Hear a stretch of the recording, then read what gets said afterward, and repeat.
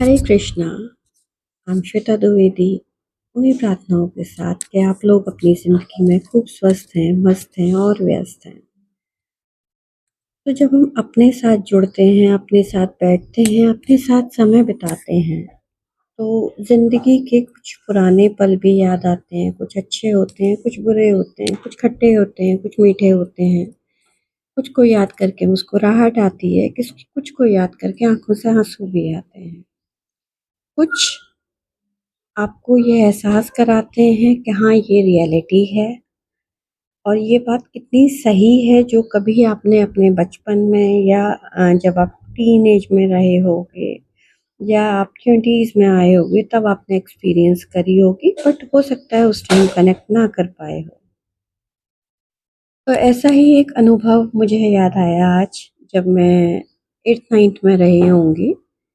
मेरे स्कूल में 2 टीचर्स थी और यंग एज की थी वो, और नाम भी याद आया उनका, बट नाम मैं नहीं लूँगी।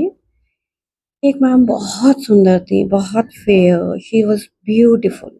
मतलब जैसे होता है कि नज़र रुक जाए उन्हें देख के। And one was south Indian and she was bit dark. Features उनके भी बहुत अच्छे थे, लेकिन क्या होता था, जो मैम बहुत फेयर थी, हमारा ध्यान अक्सर उनकी तरफ जाता था। एक जिसे कहते हैं ना सेंटर ऑफ अट्रैक्शन, वो थी हम लोगों के लिए उस एज में। दोनों ही लगभग एक ही टाइमिंग पे उन्होंने स्कूल जॉइन करा था, तो हम लोग बाकायदा उन वो ना जिसे कहते हैं झलक पाने के लिए जाते थे। हमें पढ़ाती नहीं थी कुछ भी वो, बट बहुत सुंदर लगती थी। ग्रेजुअली टाइम बीता और जैसे-जैसे कुछ इवेंट्स में एक्सपीरियंस हुए, कम्युनिकेशन हुआ, वी फाइंड कि जो मैम हमें बहुत अच्छी लगती थी, she was a bit rude. और जिन मैम पे हमारा ध्यान बाद में जाता था, जब उनके साथ एक्सपीरियंसेस हुए, तो she was so humble, so polite, so understanding. तो आफ्टर अ टाइम जो हमारा बॉन्ड था, जो हमारा अटैचमेंट था, जो एक बात करने की इच्छा होती है ना स्टूडेंट्स की मैम से, टीचर्स से, कि मैं इनके पास जाऊँ, इनके लिए स्पेशल बनूँ। तो ग्रेजुअली वो हमारा सेंटर ऑफ अट्रैक्शन एक टाइम के साथ बदल गया।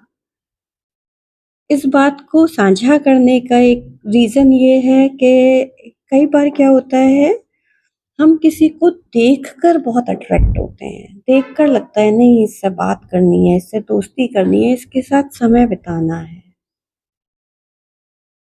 बट लेटर ऑन हमारा अनुभव उसके साथ कभी-कभी अच्छा नहीं रहता है। तो जो मैं आज मैसेज देना चाह रही हूँ, वो ये है कि नेवर जज the book by its cover. हम किसी की अपीयरेंस से उसको जज ना करें, किसी के लुक्स से उसको जज ना करें, किसी की ड्रेसिंग से, उसके उस टाइम वो कितना प्रेज़ेंटेबल है, उससे उसको जज ना करें कि हाँ, उसने ब्रांडेड क्लोथ्स पहने हैं या उसकी ड्रेस कितनी एक्सपेंसिव है या उसने क्या कॉस्मेटिक, क्या हैंडबैग, क्या ब्रांड वियर कर रखा है। Just give some time, experience करें उसको।